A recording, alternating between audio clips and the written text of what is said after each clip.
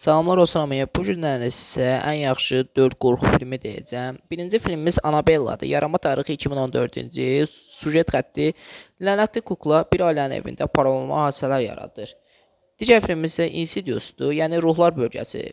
Yaranma tarixi 2010-cu il. Qısa, süjet xətti isə budur. Ailədə bir uşaq ruhlar aləminə düşür və onun ailəsi onu geri qaytarmağa çalışır. Bunun bir çox bölümləri var. Mənim də ən sevdiyim filmlərdən biridir. İzləyə bilərsiniz. Film getdikcə də gərginləşir. Digər filmimiz isə Wrong Turn-dur, yəni dönmək qadağandır. Yaranma tarixi 2003-cü il.